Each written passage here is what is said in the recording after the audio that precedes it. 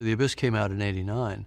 A few years later, I was just sitting around, in between movies. I'd done Terminator 2, looking for kind of what to do next.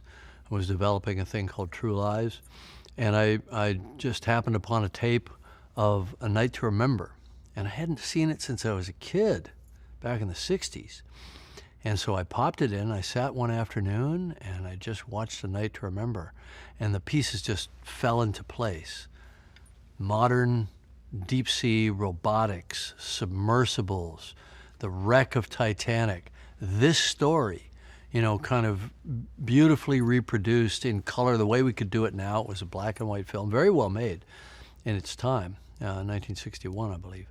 And I thought, I've got to do this. But what's my hook? And then it popped into my head.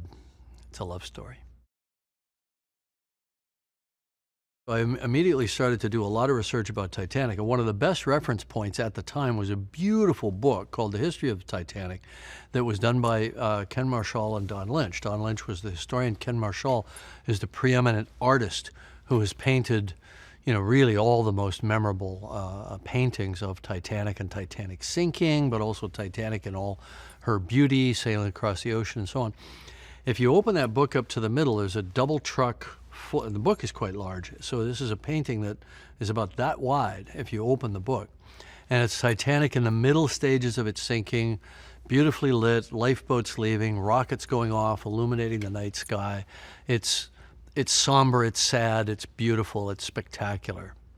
I walked into Peter Chernon's office and, he said, "Well, what do you got?" And I said, I opened that book to that painting, I turned it around, I put it in front of him, and I said, "Romeo and Juliet on that."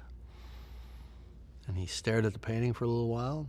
He said, yeah, let's do it.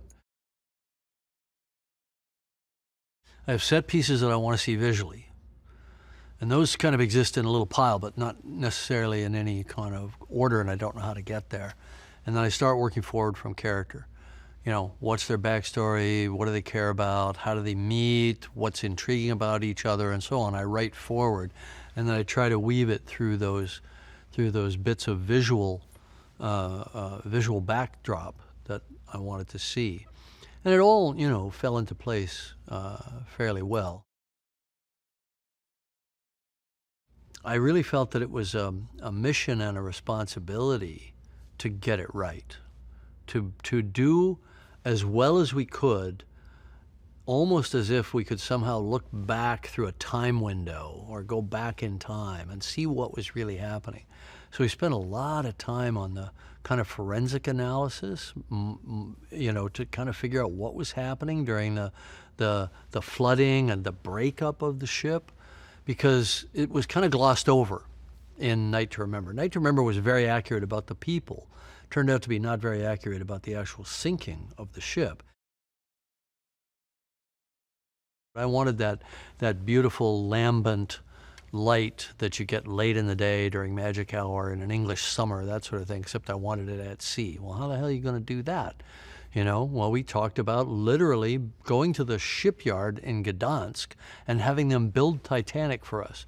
Maybe not the whole thing, maybe not an actual replica of the ship, but build the upper decks, and maybe we talked about putting them onto some kind of a container ship or something like that and sailing around in the Baltic in the late summer, to get that lighting, to get that look. We talked about all different ways to skin the cat.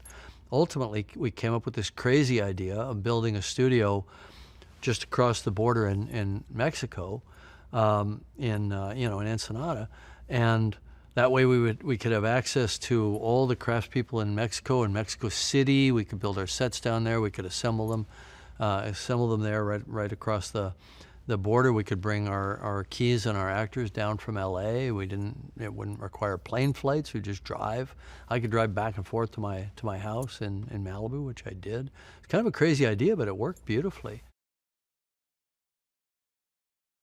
The funny thing is there's no formula, but there is a commonality between Titanic and Avatar, and even now The Way of Water, which is that when people have a powerful emotional experience in a theater, they want to share it.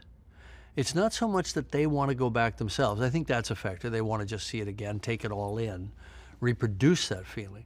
But I think it's more like they want to become the gatekeeper of that experience for somebody else that they care about. Friends or, a loved one, parent, child, whatever it is. So you've got these relationships that are intergenerational, they're among friends, they're dates, all that sort of thing. But it was about the sharing of the experience. I think that's what a lot of the I think that's what a lot of the repeat viewing was really about. Wanting to gift that experience to someone else.